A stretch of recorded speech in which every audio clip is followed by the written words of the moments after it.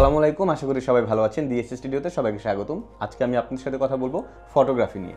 Photography কি, ফটোগ্রাফির গুরুত্ব, ফটোগ্রাফি জানতে হলে মৌলিক কোন জিনিসগুলো জানতে হবে, ফটোগ্রাফির ইতিহাস এবং এর প্রকারভেদ সব কিছু নিয়ে খুবই ছোট পরিসরে আপনাদের সাথে আজকে হাজির হয়েছি। আমি সালুদ্দিন আহমেদ রাজু, এবং চলুন বেশি কথা না বলে চলে যাই আমাদের মেন ভিডিওতে।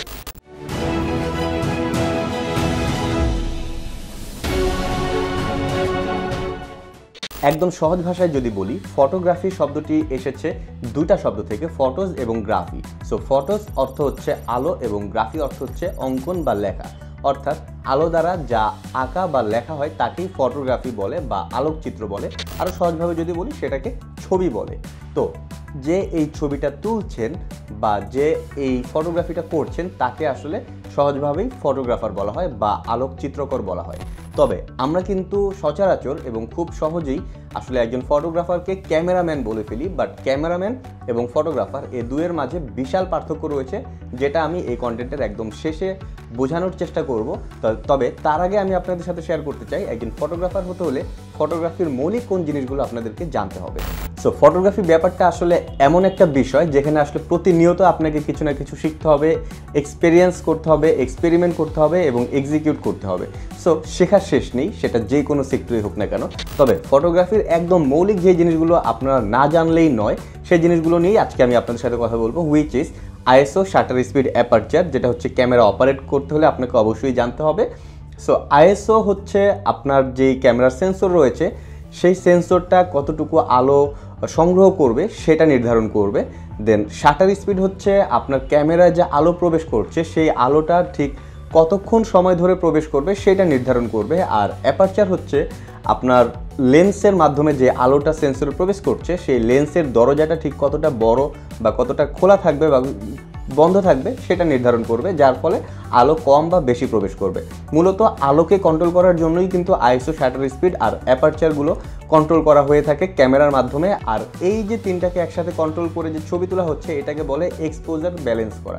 সো পারফেক্ট এক্সপোজার যখন হবে তখন আপনার ছবিটা পারফেক্ট হবে, এক্সপোজার যখন বেশি হবে তখন ছবিটা হাইলাইট হয়ে যাবে, আবার এক্সপোজার যখন কম হবে তখন ছবিটা আন্ডার এক্সপোজড হয়ে যাবে।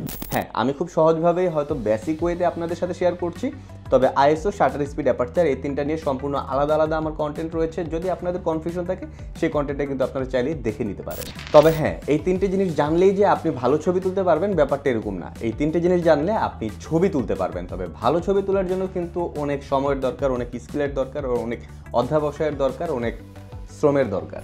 আর ফটোগ্রাফির ইতিহাসটার দিকেও যদি আমরা খেয়াল করি, দেখবো এখানেও কিন্তু অনেকটা সময় লেগেছে এবং অনেকটা শ্রম, অনেক মেধার মাধ্যমেই এই ফটোগ্রাফি জিনিসটা এসেছে। সো আমরা যদি খেয়াল করি, ফটোগ্রাফির ইতিহাস বেশ রোমাঞ্চকর। 1826 সালে ফরাসি বিজ্ঞানী জোসেফ নিপোস নামে প্রথম স্থায়ী ফটোগ্রাফি তৈরি করেন, যার নাম ছিল view from the Windows at লা গ্রাস। এরপর 1839 সালে লুই ডেগেরে ডেকোরেটিভ পদ্ধতি আবিষ্কার করেন, যা ফটোগ্রাফিকে আরও অনেক বেশি জনপ্রিয় করে তোলে। এবং এই প্রযুক্তির সাথে সাথে ফটোগ্রাফিটা যতটা জনপ্রিয়তা পেয়েছে, এর মাধ্যমে এর পরিধিও কিন্তু আস্তে আস্তে আরও বেড়েছে। সো ফটোগ্রাফি নানা কাজে নানা ধরনের মাধ্যম হিসেবে ইউজ হচ্ছে।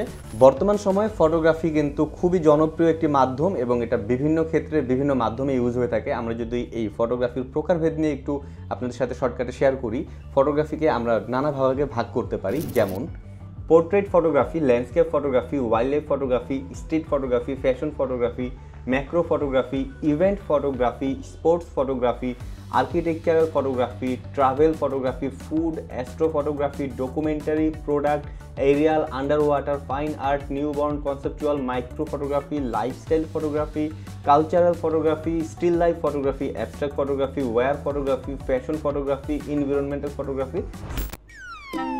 সরি, দেখে বলছিলাম। ইয়েস, এত ফটোগ্রাফি রয়েছে এবং আমি যা বললাম এর বাহিরেও আরও নানা ধরনের ফটোগ্রাফি রয়েছে, যেটা নানা মাধ্যমে নানাভাবে ইউজ হয়ে থাকে। তো এই যে আমরা এত ধরনের ফটোগ্রাফি দেখছি, সব ফটোগ্রাফির মধ্যে কিন্তু আলাদা আলাদা চ্যালেঞ্জ রয়েছে এবং আলাদা আলাদা সৌন্দর্য রয়েছে। ফটোগ্রাফির মাধ্যমে আমরা আমাদের দৈনন্দিন জীবনের নানা ধরনের আবেগঘন মুহূর্ত বা স্মৃতিগুলোকে ক্যামেরাবন্দি করে রাখতে পারি। এটা যেমন সত্য, একই সাথে নানা ধরনের গুরুত্বপূর্ণ কাজেও কিন্তু ফটোগ্রাফিকে আমরা ইউজ করে থাকি। ফটোগ্রাফির মাধ্যমে আমরা আমাদের শিল্প, সংস্কৃতি, ঐতিহ্যকে তুলে ধরতে পারি, আমরা আমাদের দেশকে প্রেজেন্ট করতে পারি।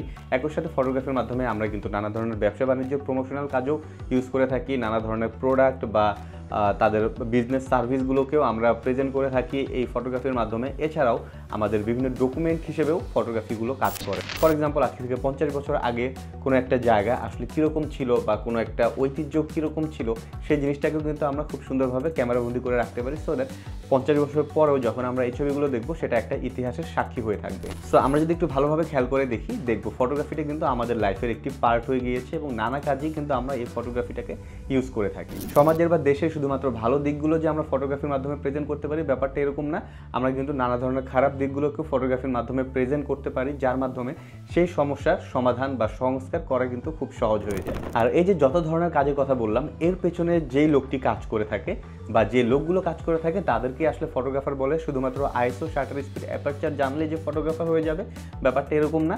এই জিনিসগুলো জানার সাথে সাথে ফটোগ্রাফির আরও নানা ধরনের দিক রয়েছে, নানা ধরনের পড়াশোনা করতে হয়, নানা ধরনের অধ্যবসায় এবং শ্রম এবং সময় দিতে হয়, যার পরে একজন ফটোগ্রাফার সৃষ্টি হয়। সো একজন ফটোগ্রাফার আর একজন ক্যামেরাম্যানের পার্থক্যর কথা যদি আমি বলি, একজন ফটোগ্রাফার বেশ একটা সময় ধরে একটা অধ্যবসায়ের মাধ্যমে আস্তে আস্তে একজন ফটোগ্রাফার হয়ে ওঠে, যার ফটোগ্রাফির পেছনে একটি পারপোজ থাকে। আর একজন ক্যামেরাম্যান জাস্ট ক্লিক করে আর ছবি তুলে। সো একজন ফটোগ্রাফার আর একজন ক্যামেরাম্যানের মধ্যে আশা করি আপনারা পার্থক্য বুঝতে পেরেছেন। তারপরও ফটোগ্রাফার আর ক্যামেরাম্যানের মধ্যে যদি আপনাদের আরও কোনো কনফিউশন থাকে, আপনারা আরও ডিটেলসে জানতে চান এই দুইয়ের মধ্যে পার্থক্যটা আসলে কি, তাহলে আমার পরবর্তী ভিডিও আসছে যেখানে আমি ফটোগ্রাফার আর ক্যামেরাম্যানের মধ্যে পার্থক্যটা তুলে ধরার চেষ্টা করব।